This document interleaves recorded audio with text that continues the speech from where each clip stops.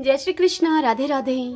आप सभी भक्तों का आपके अपने YouTube चैनल श्री कृष्ण दीवानी में हार्दिक स्वागत है। कार्तिक महात्म्य के अध्याय 19, 20 और 21 की कथा में हम आज सुनेंगे तुलसी विवाह और विषम पंचक व्रत की विधि और महिमा। तो आइए सर्वप्रथम भगवान का स्मरण करते हुए आप सभी मेरे साथ बोलिए। शांताकारं भुजगशयनं पद्मनाभं सुरेशं विश्वधारं गगनसदृशं मेघवर्णं शुभांगं लक्ष्मीकान्तं कमलनयनं योगिभिर्दयानगमयं वन्दे विष्णुं भवभयहरं सर्वलोकैकनाथं। श्री लक्ष्मीनारायण भगवान की जय। श्री राधा कृष्णाभ्याम नमो नमः। ब्रह्मा जी नारद मुनि से कहते हैं कि हे नारद, कार्तिक शुक्ला नवमी को द्वापर युग का प्रारंभ हुआ है। अतः यह नवमी की तिथि दान और उपवास में कर्मशः पूर्वाहन व्यापनी तथा प्राहन व्यापनी हो तो ग्राह्य है। इस तिथि को नवमी से एकादशी तक मनुष्य शास्त्र में बताई हुई विधि से तुलसी के विवाह का उत्सव करे तो उसे कन्यादान का फल मिलता है। पूर्व काल में कनक की पुत्री किशोरी ने एकादशी तिथि में संध्या के समय तुलसी की वैवाहिक विधि संपन्न की। इससे वह किशोरी वैधव्य दोष से मुक्त हो गई। अब मैं उसकी विधि तुम्हें बतलाता हूँ। 1 तोला स्वर्ण की भगवान विष्णु की सुंदर प्रतिमा तैयार करावें अथवा अपनी शक्ति के अनुसार आधे या फिर चौथाई तोले की ही प्रतिमा बनवा लें। फिर तुलसी और भगवान विष्णु की प्रतिमा में प्राण प्रतिष्ठा करके स्तुति आदि के द्वारा भगवान को उठावें। पुनः पुरुष सूक्त के मंत्रों के द्वारा षोडशोपचार से पूजा करें। पहले देश काल का स्मरण करके गणेश जी का पूजन करें। फिर पुनः वाचन करा करके नांदी श्राद्ध करें। तत्पश्चात वेद मंत्रों के उच्चारण और बाजे आदि की ध्वनि के द्वारा भगवान विष्णु की प्रतिमा को तुलसी जी के निकट लाकर रखें। प्रतिमा को वस्त्रों से आच्छादित करके रहें। उस समय भगवान का इस प्रकार से आह्वान करें। आगच्छ भगवन् देव अर्चयामि केशवं तुभ्यं दास्यामि तुलसीं सर्वकाम प्रदो भव। हे भगवान केशव, आइए देव, मैं आपकी पूजा करूंगा, आपकी सेवा में तुलसी को समर्पित करूंगा। आप मेरे संपूर्ण मनोरथों को पूर्ण करें। इस प्रकार से आह्वान के बाद 3 बार अर्घ्य, पाद और विष्टर का उच्चारण करके इन्हें बारी बारी से भगवान को समर्पित करें। फिर आचमनीय पद का 3 बार उच्चारण करके भगवान को आचमन कराएं और उसके बाद कांसे के पात्र में दही, घी, मधु रखकर उसे कांसे के पात्र से ही ढक दें और फिर भगवान को अर्पण करते हुए उनसे इस प्रकार कहें कि हे वासुदेव, आपको नमस्कार है, यह मधुपरक आप ग्रहण कीजिए। तदंतर हरिद्रालेपन और अभ्यंग कार्य संपन्न करके गोधूली की वेला में तुलसी और श्री विष्णु का पूजन पृथक पृथक करना चाहिए। दोनों को एक दूसरे के सम्मुख रखकर मंगल पाठ करें। जब भगवान सूर्य कुछ कुछ दिखाई देते हों तब कन्यादान का संकल्प करें। अपने गोत्र और परवर का उच्चारण करके आदि की 3 पीढ़ियों का भी आवर्तन करें। तत्पश्चात भगवान से इस प्रकार कहें, बोले कि आदि, मध्य और अंत से रहित त्रिभुवन प्रतिपालक ही परमेश्वर, इस तुलसी को आप विवाह की विधि से ग्रहण करें। यह पार्वती के बीज से प्रकट हुई है, वृंदा की भस्म में स्थित रही है तथा आदि, मध्य और अंत से शून्य है। आपको तुलसी बहुत ही प्रिय है, अतः इसे मैं आपकी सेवा में अर्पित करता हूँ। मैंने इसे जल के घड़ों से सींचकर और अन्य प्रकार की सेवाएं करके अपनी पुत्री की भांति इसका पालन पोषण किया है और इसको बढ़ाया है। आपकी प्रिय तुलसी मैं आपको ही दे रहा हूँ। हे प्रभु, आप इस तुलसी को ग्रहण करें। इस प्रकार तुलसी का दान करके फिर दोनों अर्थात तुलसी और विष्णु की पूजा करें। विवाह का उत्सव मनाएं। सवेरा होने पर पुनः तुलसी और विष्णु जी का पूजन करें। अग्नि की स्थापना करके उसमें 12 अक्षर मंत्र से खीर, घी, मधु और तिल मिश्रित हवनीय द्रव्य की 108 आहुति दें। फिर स्वष्टिकृत होम करके पूर्ण आहुति दें। आचार्य की पूजा करके होम की शेष विधि पूरी करें। उसके बाद भगवान से इस प्रकार प्रार्थना करें, कहें कि हे देव, हे प्रभु, आपकी प्रसन्नता के लिए मैंने यह व्रत किया है। हे जनार्दन, इसमें जो न्यूनता है वह आपके प्रसाद से पूर्णता को प्राप्त हो जाए। यदि द्वादशी में रेवती का चौथा चरण बीत रहा हो तो उस समय पारण न करें। जो उस समय भी पारण करता है वह अपने व्रत को निष्फल कर देता है। भोजन के बाद तुलसी के स्वतः गलकर गिरे हुए पत्तों को खाकर मनुष्य सभी पापों से मुक्त हो जाता है। भोजन के अंत में ऊख, आंवला और बेर का फल खा लेने से उच्छिष्ट दोष समाप्त हो जाता है। तदंतर भगवान का विसर्जन करते हुए कहें कि हे भगवान, आप तुलसी के साथ बैकुंठ धाम में पधारें। हे प्रभु, मेरे द्वारा की हुई इस पूजा को ग्रहण करके आप सदा संतुष्ट रहें। इस प्रकार देवेश्वर विष्णु का विसर्जन करके मूर्ति आदि सभी सामग्री आचार्य को अर्पण करें। इससे मनुष्य कृतार्थ हो जाता है। कार्तिक शुक्ल पक्ष में एकादशी को प्रातःकाल विधि पूर्वक स्नान करके 5 दिन का व्रत ग्रहण करें। बाणशैया पर सोए हुए महात्मा भीष्म ने राजधर्म, मोक्ष धर्म और दान धर्म का वर्णन किया था, जिसे पांडवों के साथ ही भगवान श्री कृष्ण ने भी सुना था। उससे प्रसन्न होकर भगवान वासुदेव ने कहा भीष्म से कि हे भीष्म, तुम धन्य हो, तुम धन्य हो। तुमने धर्मों का स्वरूप अच्छी तरह से श्रवण कराया है। कार्तिक की एकादशी को तुमने जल के लिए याचना की और अर्जुन ने बाण के वेग से गंगाजल प्रस्तुत किया, जिससे कि तुम्हारे तन, मन, प्राण संतुष्ट हुए। इसलिए आज से लेकर पूर्णिमा तक तुम्हें सब लोग अर्घ्य दान से तृप्त करें और मुझको संतुष्ट करने वाले इस विषम पंचक नामक व्रत का पालन प्रतिवर्ष करते रहें। निम्नांकित मंत्र को पढ़कर सवै भाव से महात्मा भीष्म के लिए तर्पण करना चाहिए। यह भीष्म तर्पण सभी वर्णों के लोगों के लिए कर्तव्य है। इसका मंत्र इस प्रकार से है। सत्यवर्ताय सूचय गांगेयाय महात्मने भीष्माय तद ददामय अर्घमा जन्म ब्रह्मचारिणे। अर्थात आजन्म ब्रह्मचार्य का पालन करने वाले परम पवित्र सत्यव्रत परायण गंगानंदन महात्मा भीष्म को मैं यह अर्घ्य देता हूँ। जो मनुष्य पुत्र की कामना से स्त्री के सहित विषम पंचक व्रत का पालन करता है वह वर्ष के भीतर ही पुत्र को प्राप्त करता है। जो विषम पंचक व्रत का पालन करता है उसके द्वारा सभी प्रकार के शुभ कृत्यों का पालन हो जाता है। यह महापुण्यमय व्रत महापातकों का नाश करने वाला है। अतः मनुष्यों को प्रयत्न पूर्वक इसका अनुष्ठान करना चाहिए। इसमें विषम जी के लिए जलदान और अर्घ्य दान विशेष रूप से करना चाहिए। जो नीचे लिखे हुए मंत्र से विषम जी के लिए अर्घ्य दान करता है वह मोक्ष का भागी होता है। अर्घ्य का मंत्र इस प्रकार से है। अर्घ्य देते समय कहें कि जिनका व्याघ्र पद गोत्र और सांकृत परवर है उन पुत्र रहित विषम वर्मा को मैं यह जल देता हूँ। वसुओं के अवतार शंतनु के पुत्र आजन्म ब्रह्मचारी भीष्म को मैं अर्घ्य देता हूँ। पंचगव्य सुगंधित चंदन के जल, चंदन, उत्तम गंध और कुमकुम के द्वारा भक्ति पूर्वक सर्वपापहारी श्री हरि का पूजन करें। कर्पूर और खस मिले हुए कुमकुम से भगवान गरुड़ ध्वज के अंगों में लेप करें। सुंदर पुष्प एवं गंध धूप आदि के द्वारा भगवान की अर्चना करें। 5 दिनों तक भगवान के समीप दिन रात दीपक जलाता रहें। देवादिदेव भगवान के लिए उत्तम से उत्तम नैवेद्य निवेदन करें।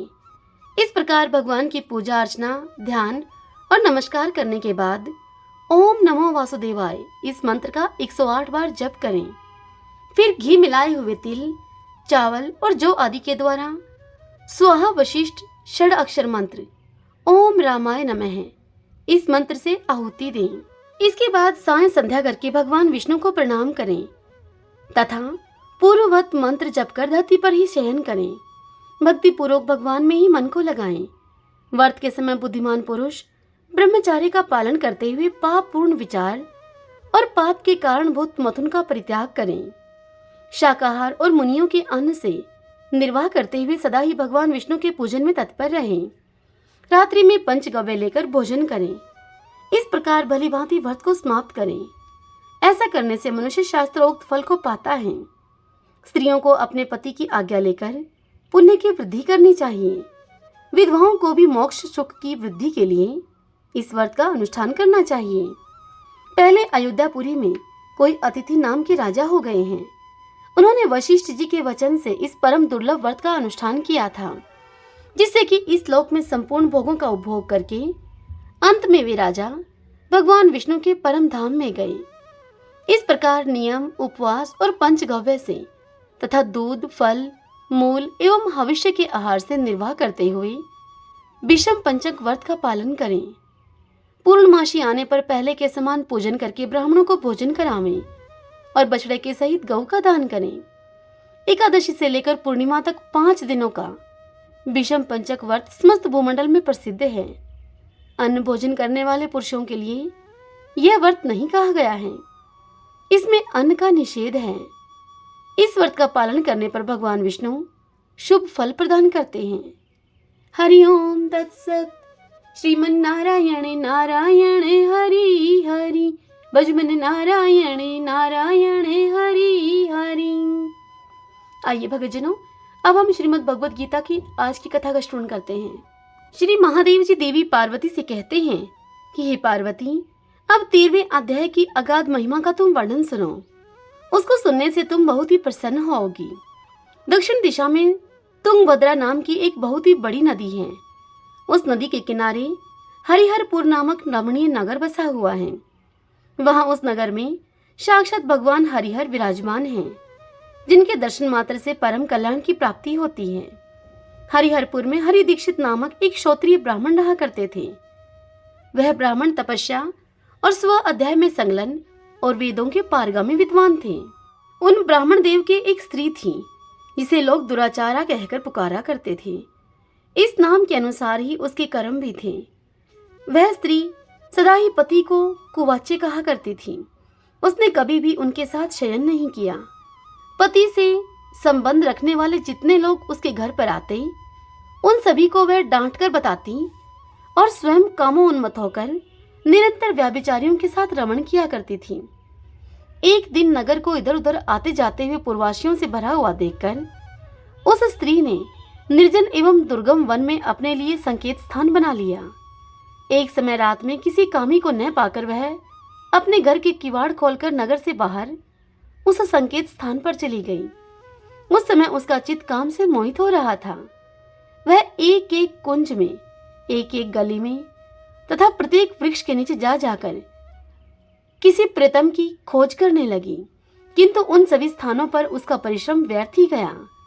उसे प्रीतम का दर्शन नहीं हुआ। तब वह उस वन में नाना प्रकार की बातें कहकर फिर विलाप करने लगी। चारों दिशाओं में घूम घूम कर वियोग जनित विलाप करती हुई उस स्त्री की आवाज सुनकर कोई सोया हुआ व्याघ्र जाग उठा और उछलकर उस स्थान पर जा पहुंचा जहां पर कि वह ब्राह्मण की स्त्री रो रही थी। उधर वह भी उसे आते हुए देखकर किसी प्रेमी के आने की आशंका के कारण उस व्याघ्र के सामने जाकर खड़ी हो गई। वह ओट से बाहर निकल आई थी। उस समय व्याघ्र ने आकर उसे नख रूपी बाणों के प्रहार से पृथ्वी पर गिरा दिया। इस अवस्था में भी वह कठोर वाणी में चिल्लाती हुई पूछ बैठी, अरे बाघ, तो किस लिए मुझे मारने को यहाँ पर आया है? पहले इन सारी बातों को तो मुझे बता और फिर मुझे मारना।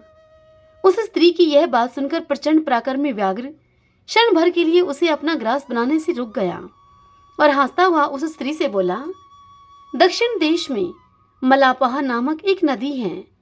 उस नदी के तट पर मुनिपर्णा नाम की एक नगरी बसी हुई है। वहां मुनिपर्णा नगरी में पंचलिंग नाम से प्रसिद्ध साक्षात भगवान शंकर निवास करते हैं। उसी नगरी में ब्राह्मण कुमार होकर रहा करता था मैं। नदी के किनारे अकेला बैठा रहता और जो यज्ञ के अधिकारी नहीं हैं, उन लोगों से भी यज्ञ कराकर मैं उनका अन्न खाया करता था। इतना ही नहीं, धन के लोभ से मैं सदा अपने वेद पाठ के फल को भी बेचा करता था। मेरा लोभ यहाँ तक बढ़ गया था कि अन्य भिक्षुओं को गाली देकर मैं वहां से हटा देता और स्वयं दूसरों को नहीं देने योग्य वह धन भी बिना दिए ही हमेशा ले लिया करता था। ऋण लेने के बहाने से मैं सब लोगों को छला करता था। तदंतर कुछ काल व्यतीत होने पर मैं अब बूढ़ा हो गया। मेरे बाल सफेद हो गए, आंखों से कुछ सूझता न था और मुंह के सारे दांत गिर गए। इतने पर भी मेरी दान लेने की जो आदत थी, वह आदत नहीं छूटी। पर्व के आने पर प्रतिग्रह के लोभ से मैं हाथ में कुछ लिए हुए तीर्थ के समीप चला जाया करता था। तत्पश्चात जब मेरे सारे अंग स्थिर हो गए, तब एक बार मैं कुछ धूर्त ब्राह्मणों के घर पर मांगने खाने के लिए गया। उसी समय मेरे पैर में कुत्ते ने काट लिया। तब मैं मूर्छित होकर क्षण भर में ही पृथ्वी पर गिर पड़ा। अब मेरे प्राण निकल गए। उसके बाद मैं इसी व्याघ्र योनि में उत्पन्न हुआ। तभी से इस दुर्लभ वन में रहा करता हूँ और अपने पूर्व पापों को याद करके कभी धर्मिष्ठ महात्मा, यति, साधु पुरुष और सती स्त्रियों को मैं नहीं खाता। पापी, दुराचारी और कुल्टा स्त्रियों को ही मैं अपना भक्ष्य बनाता हूँ। अतः कुल्टा होने के कारण तू अवश्य ही मेरा ग्रास बनेगी। यूं कहकर वह बाघ अपने कठोर नखों से उस स्त्री के शरीर के टुकड़े टुकड़े करके खा गया। इसके बाद यमराज के दूत उस पापनी को संयमनीपुरी में लेकर गए। वहां यमराज की आज्ञा से उन्होंने अनेकों बार उसे विष्ठा, मूत्र और रक्त से भरे हुए भयानक कुंडों में गिराया। करोड़ों कल्पों तक उन कुंडों में रखने के बाद उसे वहां से लाकर 100 मनवंतरों तक रौरव नरक में रखा। फिर चारों ओर से मुंह करके दीन भाव से रोती हुई उस पापनी को वहां से खींचकर दहनानन नामक नरक में गिराया गया। उस समय उसके केस खुले हुए थे और शरीर भयानक दिखाई देता था उसका। इस प्रकार घोर नरक यातना को भोग चुकने पर वह महापापिनी इस लोक में आकर चांडाल योनि में उत्पन्न हुई। चांडाल के घर में भी प्रतिदिन बढ़ती हुई वह पूर्व जन्म के अभ्यास से पूर्ववत पापों में ही प्रवृत्त रही। फिर उसे कोढ़ और राज्य अक्षमा का रोग हो गया। उसके नेत्रों में पीड़ा होने लगी। फिर कुछ काल के बाद वह पुनः अपने निवास स्थान को गई, जहाँ पर भगवान शिव के अंतःपुर की स्वामिनी जम्बका देवी विराजमान हैं। वहां उसने वासुदेव नामक एक पवित्र ब्राह्मण का दर्शन किया, जो कि निरंतर गीता के 13वें अध्याय का पाठ किया करता था। उसके मुख से गीता का पाठ सुनते ही वह चांडाल शरीर से मुक्त हो गई और दिव्य देह को धारण करके स्वर्गलोक में चली गई। हरि ओम तत्सत। श्रीमन नारायण नारायण हरि हरि, भजमन नारायण नारायण हरि हरि। आइए अब हम कार्तिक मास में सुनी जाने वाली इल्ली और घूणिए की तथा तपसी लपसी की पावन कहानी का श्रवण करें। एक इल्ली और घूण था। इल्ली बोली घूण से कि आ भाई घूण, कार्तिक नहाए।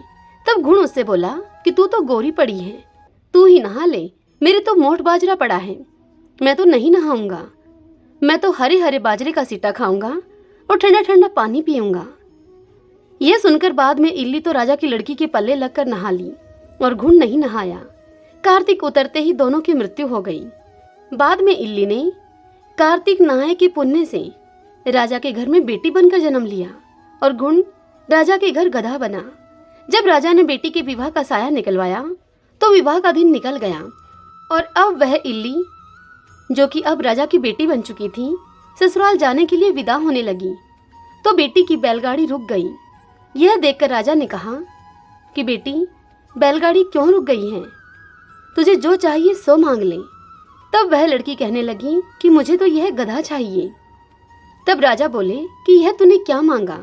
यह मत ले, जो चाहे धन दौलत वह तो सब ले जा। परंतु वह राजा की बेटी नहीं मानी और उसने कहा कि पिताजी, मुझे तो यही गधा चाहिए। तब वह गधा फुदक फुदक कर राजा की बेटी के रथ के पीछे भागने लगा। जब लड़की महल में जाने लगी तो उसे सीढ़ी के नीचे उसने बांध दिया। जब राजा की वह बेटी सीढ़ी उतरने लगी तो उस गधे ने उससे कहा कि हे सुंदरी, हे लड़की, थोड़ा पानी तो पिला दे। तब उस लड़की ने कहा कि आ नहा ले। तब तूने कहा था कि मैं तो बाजरा खाऊंगा और ठंडा ठंडा पानी पीऊंगा। उन राजा की लड़की और उस गधे की यह बात देवरानी जेठानियों ने सुन ली और आकर अपने देवर को सिखा दिया। कहने लगी कि यह तू क्या जादूगरनी लेकर आया है, यह तो जानवरों से भी बात करती है।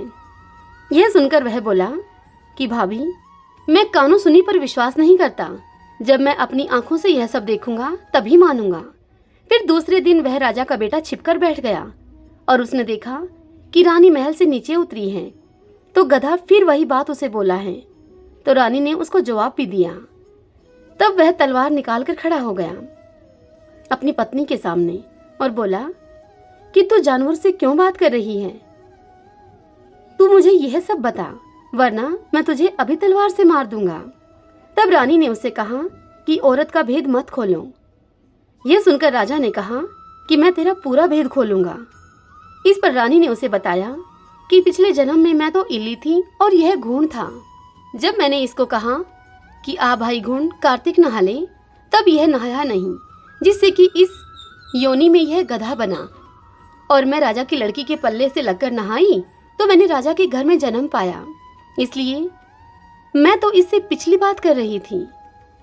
यह सब बात सुनकर राजा ने उससे पूछा अपनी पत्नी से कि क्या कार्तिक में नहाने का इतना फल मिलता है? तब उस रानी ने बताया कि हाँ, कार्तिक में नहाने से मैं आपके घर में राजपाट कर रही हूँ। यह सुनकर राजा ने कहा कि इतना फल है तो हम दोनों अब जोड़े से कार्तिक नहाएंगे और खूब दान पुण्य करेंगे, जिससे कि आगे हमें और ज्यादा सुख मिलेगा। अब दोनों जने कार्तिक नहाने लगे तो राजा के घर में बहुत धन संपत्ति हो गई। हे कार्तिक महाराज, जैसे आपने इल्ली को सुख दिया वैसा सुख सबको देना, जैसा घुन को दिया वैसा किसी को मत देना। सभी बोलिए कार्तिक के भगवान राय दामोदर की जय। तपसी लपसी की कहानी। एक तपसी था, एक लपसी था। तपसी तो भगवान की तपस्या करता था और लपसी सवा सिर की लापसी बनाकर भगवान को भोग लगाता और लोटा हिलाकर जीम लिया करता था। एक दिन वे दोनों लड़ने लगे। लपसी बोला कि मैं बड़ा हूँ, तपसी बोला मैं बड़ा हूँ। इतने में ही वहाँ नारद जी आ गए और उनसे पूछने लगे कि तुम क्यों लड़ रहे हो? तब लपसी कहने लगा कि मैं बड़ा हूँ, मैं सवा सिर की लापसी बनाकर भगवान को भोग लगाकर जीमता हूँ। और तपसी ने कहा कि मैं बड़ा हूँ, मैं सारे दिन भगवान की पूजा अर्चना करता हूँ, उनके लिए तपस्या करता हूँ। यह सुनकर नारद जी बोले कि मैं तुम्हारा फैसला कल कर दूंगा। दूसरे दिन तपसी नहाकर आ रहा था तो नारद जी ने उसकी परीक्षा लेने के लिए 1.25 करोड़ की अंगूठी उसके आगे फेंक दी और स्वयं छिपकर देखने लगे। तब नारद जी ने देखा कि 1.25 करोड़ की अंगूठी तपसी के सामने पड़ी है। तो तपसी ने वह अंगूठी उठाकर अपने घुटने के नीचे दबा लिया और फिर दोबारा तपस्या करने लग गया। लपसी सुबह उठकर नहा धोकर सवा सिर की लापसी बनाकर भगवान का भोग लगाकर अब लोटा हिलाकर जीमने ही लगा था कि इतने में नारद जी उसके पास आए और दोनों को वहां बिठाया। तब दोनों ने पूछा कि बताइए महाराज, हम दोनों में से कौन सा बड़ा है? तब तपसी बोला कि मैं बड़ा हूँ। तब नारद जी उससे कहने लगे कि तू अपना घुटना उठा, ये अंगूठी तो तूने चुराई है, इसलिए तेरी तपस्या अब भंग हो गई, इसलिए अब से लपसी बड़ा है। यह सुनकर तपसी बोला कि महाराज, मेरी तपस्या का फल मुझे कैसे मिलेगा? तब नारद जी उसे बोले कि तेरी तपस्या का फल कार्तिक नहाने वाली तुझे देंगी। और फिर नारद जी कहने लगे कि सबकी कहानी कहकर तेरी कहानी ना कहें तो कार्तिक का फल उनका खत्म हो जाएगा और वह फल तुझे मिलेगा। इसलिए सभी कहानी कहने के बाद तपसी लपसी की कहानी आवश्यक रूप से सुननी चाहिए, यदि आप अपनी उस कहानी का पूर्ण फल चाहते हैं तो। आइए अब भगवान के नामों का संकीर्तन करते हुए कथा के समापन की ओर चलें। श्री कृष्ण गोविंद हरि मुरारी, हे नाथ नारायण वासुदेव। श्री कृष्ण गोविंद हरि मुरारी, हे नाथ नारायण वासुदेव। श्री कृष्ण गोविंद हरि मुरारी, हे नाथ नारायण वासुदेव। श्री कृष्ण गोविंद हरि मुरारी, हे नाथ नारायण वासुदेव। श्री कृष्ण गोविंद हरि मुरारी, हे नाथ नारायण वासुदेव। सभी बोलिए विष्णु भगवान माता लक्ष्मी की जय। श्री राधा कृष्णाभ्याम नमो नमः। तुलसी महारानी की जय। आशा करती हूँ आज की यह महात्मा की कथा और कार्तिक की कहानी आपको अवश्य ही पसंद आई होगी। यदि ऐसा हो तो इस वीडियो को आप लाइक करें, अपने अपनों के साथ शेयर करें और कमेंट बॉक्स में ओम नमो भगवते वासुदेवाय लिखें। और यदि आपने अभी तक हमारे इस चैनल श्री कृष्ण दीवानी को सब्सक्राइब नहीं किया है तो आप जरूर करें। बेल आइकन के बटन को भी दबा लीजिएगा ताकि आपको आने वाले सभी नए वीडियोस की नोटिफिकेशन टाइम से मिल सके। हरे कृष्णा।